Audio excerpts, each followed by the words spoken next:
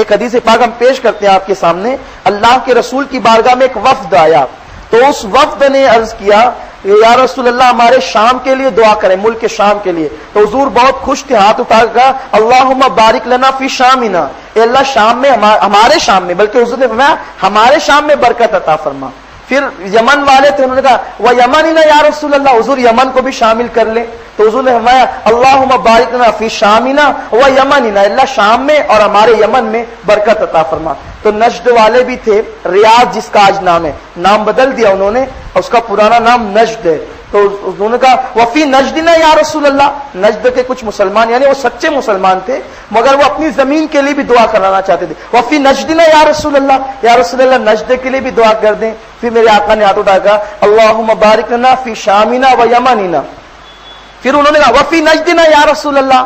پھر میرے آقا نے فرمایا اللہم بارک لنا فی شامنا و یمننا, اللہ شام اور یمن میں برکت عطا فرما. یعنی نجد والے سمجھتے تھے کہ شاید حضور نے ہماری بات سنی نہیں, انہوں نے 3 مرتبہ کہا.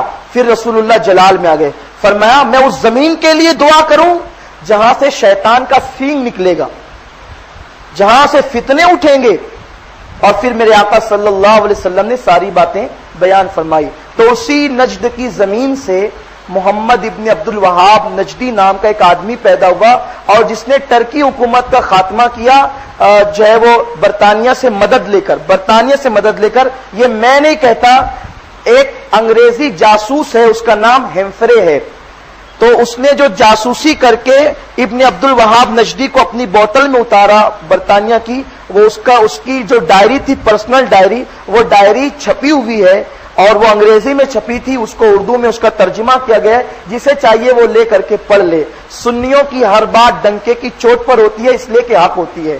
اب کسی کو برا لگتا ہے تو بات الگ ہے. دیکھیے, اگر طبیب انجیکشن دے کر آپ کو تکلیف پہنچاتا ہے تو وہ آپ کا دشمن نہیں ہے, آپ کو اسے دشمن نہیں جاننا چاہیے. آپ تحقیق کیجئے کہ حق کیا ہے, صحیح کیا ہے. جب رسول اللہ نے فرمایا کہ 73 فرقے ہوں گے, 72 جہنمی اور ایک ہی جنتی ہوگا, تو آپ کو اس کی تلاش کیوں نہیں کہ وہ جنتی کون ہے؟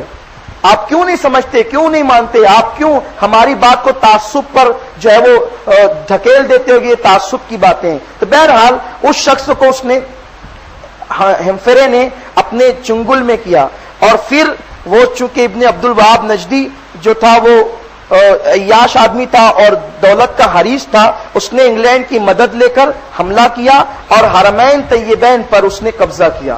تو اس وقت 2 قبیلے تھے, ایک آل سعود جو آج بادشاہ ہیں, اور ایک ابن عبد الوہاب نجدی کی اولاد.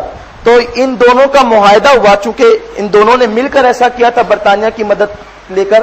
تو آل سعود کو یہ دیا گیا کہ حکمراں تم میں سے ہوں گے, اور ابن عبد الوہاب نجدی کی جو اولاد ہوگی شیخ ان میں سے ہوں گے. یعنی کہ جو مذہبی معاملات ہوں گے وہ سب ابن عبد الوہاب نجدی کے گروہ والے سنبھالیں گے, اور حکومت کے امور جو ہے وہ آل سعود سنبھالیں گے. اب آپ کو بات سمجھ میں آئی؟ اب کیا ہوا تاریخ. اچھا, یہ صرف سنی بریلوی نہیں کہہ رہے ہیں, آپ کو بتاؤں, الشہاب الثاقب نام کی کتاب ہے جو دیوبندی عالم کی لکھی ہوئی ہے. مولوی اسد مدنی کو آپ جانتے ہیں, حال ہی میں ابھی ان کا انتقال ہوا. ان کے ابا ہے مولوی حسین احمد ٹانڈاوی, ان کی کتاب ہے الشہاب الثاقب. الشہاب الثاقب میں انہوں نے عبد الوہاب نجدی کی تاریخ بیان کی ہے, اور وہاں اس نے جو ظلم کیا ہے, یعنی جس کے عقیدے پر آج سعودی لوگ ہیں, یعنی اگر میں کہوں نا تو سنی متعصب ہوتا ہے, لڑاکو ہوتا ہے, لڑائی لگانے والا ہوتا ہے. تو جن کو اب لوگ یعنی کہ عوامی سطح پر جو آزاد خیال لوگ, اہل حق تو سنیوں کو ہی اچھا مانتے ہیں, لیکن کچھ آزاد خیال لوگ اور وہ نیوٹرل بننے والے, تیتر بٹیر ملانے والے, جن کو اچھا سمجھتے ہیں, میں نے ان کی کتاب کا بھی حوالہ دیا. شہاب الثاقب حوالہ ہے, آپ پڑھ لیں کہ عبد الوہاب نجدی کیسا تھا.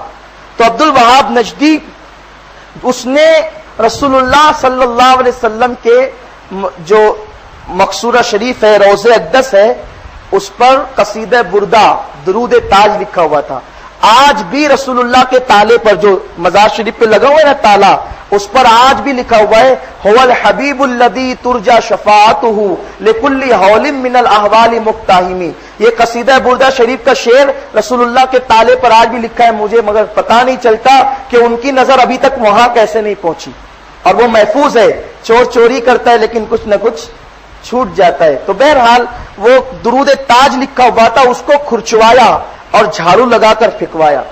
عبد الوہاب نجدی ایک کارنامہ۔ دوسرا کارنامہ، رسول اللہ کی دیوار کو جو تعظیم کے ساتھ بوسہ لیتا تو جو گدھی ہوتی، گدھی کی پیشاب کی جگہ اس کا منہ لگا کر باندھ دیا جاتا اور پورے مدینے میں اسے گھمایا جاتا کہ جو رسول اللہ کی دیواروں کو چومے گا اس کے ساتھ یہ سلوک کیا جائے گا۔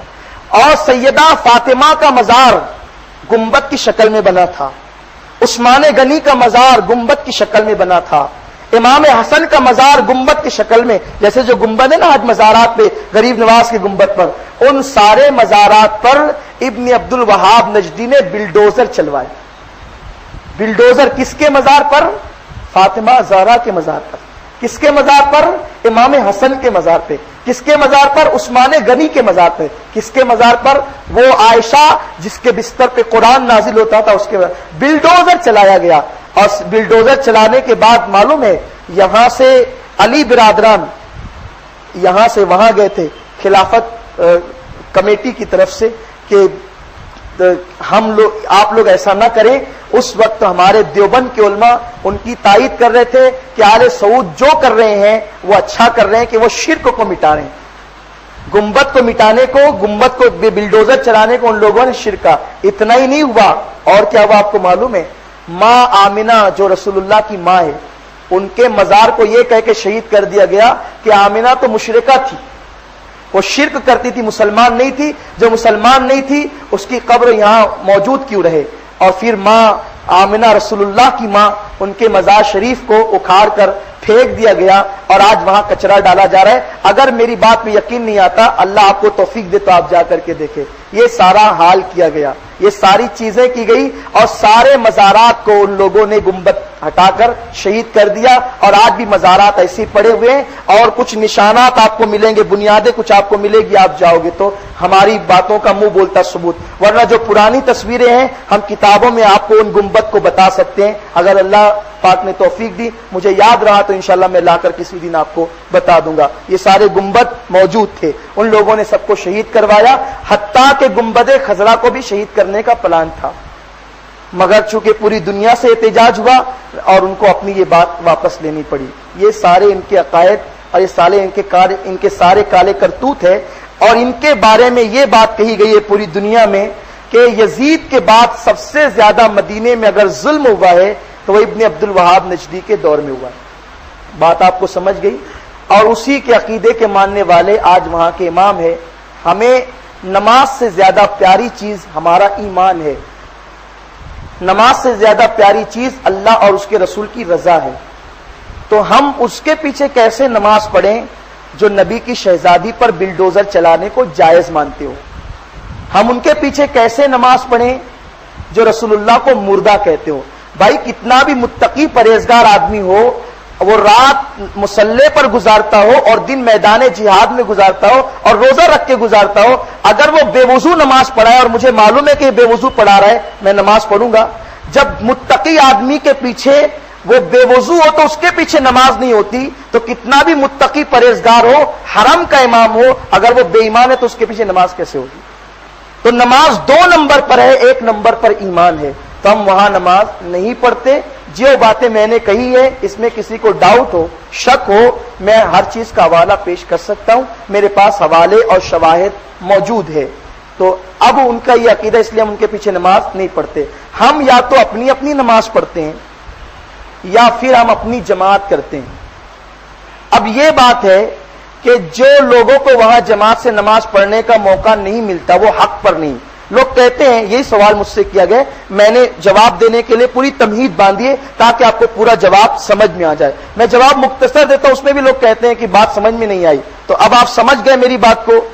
اگر یہ بات ہے، ہم سے کہا جاتا ہے اگر وہ حق پر نہیں ہوتے تو حرم کی پاسبانی ان کو کیوں ملتی، رسول اللہ کا روضہ ان کو کیوں ملتا؟ میں کہتا ہوں اگر کعبۃ اللہ شریف پر حکومت یہی حقانیت کی دلیل ہے، اگر یہی حقانیت کی دلیل ہے کعبۃ اللہ شریف پر حکومت اور کعبۃ اللہ شریف کی بادشاہت، تو اس سے پہلے ابو جہل وہاں کا حاکم تھا، ابو لہب وہاں کا حاکم تھا، تو کیا ابو جہل اور ابو لہب حق پر تھے؟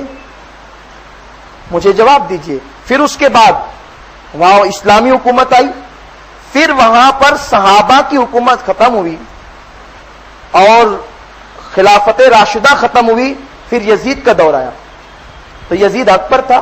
چلو کچھ لوگ ہیں اس کے جو اسے بھی حق پر مان لیتے ہیں، مگر پھر کرامتیوں نے وہاں حکومت کی۔ کرامتی کون تھے آپ کو معلوم ہے؟ یہ شیعہ تھے۔ ترکیوں کی حکومت سے پہلے وہاں کرامتیوں کی حکومت تھی، اور شیعہ وہاں پر حکومت کیے، اور انہوں نے اتنی بدتمیزی کی کہ جب ان کی حکومت ختم ہونے لگی تو وہ حجر اسود کو لے کر بھاگ گئے۔ کرامتی جاتے ہوئے حجر اسود کو لے کر جو شیعہ تھے بھاگ گئے، اور حجر اسود کے انہوں نے ٹکڑے ٹکڑے کر ڈالے۔ آج جو حجر اسود کعبۃ اللہ شریف میں ہے وہ پورا حجر اسود نہیں ہے، حجر اسود کے 8 یا 9 ٹکڑے ہیں جو بہت ڈھونڈ ڈھانڈ کر لائے گئے ہیں، اور اسے ایک اس کے اندر جو ہے وہ سنبھال کر کے لگایا گیا ہے۔ یعنی آپ اس کیا سمجھتے ہیں وہ پورا حجر اسود نہیں ہے، آپ جا کر کے غور سے دیکھیں تو آپ کو پتا چلے گا کہ وہ ٹکڑے ہیں۔ آپ تاریخ کی جو کتابیں آج مکے میں چھپ رہی ہے اس میں بھی یہ بات لکھی ہوئی جو میں آپ کے سامنے عرض کر رہا ہوں۔ وہ شیعہ تھے، تو کیا جس زمانے میں شیعہ مکے پر حکومت کر رہے تھے تو کیا اس وقت تو شیعہ حق پر تھے؟ تو مکے پہ حکومت کرنا یہ حقانیت کی دلیل نہیں ہے۔ حق وہ ہے جس کی تائید قرآن اور سنت کر رہی ہے۔ جو قرآن و سنت پر قائم ہے وہی حق پر ہے۔ آپ کو یہ بات اچھی طرح سمجھ میں آ گئی ہوگی۔ اب اگر کسی کو یہ لگتا ہے کہ کعبۃ اللہ شریف پر حکومت حقانیت کی دلیل ہے تو میں ان سے کہتا ہوں ابو جہل اور ابو لہب کو بھی حق پر مانو، اور پھر شیعوں کو بھی حق پر مانو، اور پھر اب پتہ نہیں کس کی حکومتیں آئے گی، پھر تم سب کو حق پر مانو گے۔ تو حاکم بن جانا یہ حقانیت کی دلیل نہیں ہے۔ قرآن و سنت پر جو قائم ہے، اگر وہ فقیر ہے، اگر اس کے پاس لباس بھی نہیں ہے تو بھی وہ حق پر ہے، اگر وہ قرآن و سنت پر ہے۔ تو اب آپ کے بات سمجھ میں آ گئی؟ تو یہ ہے حقیقت۔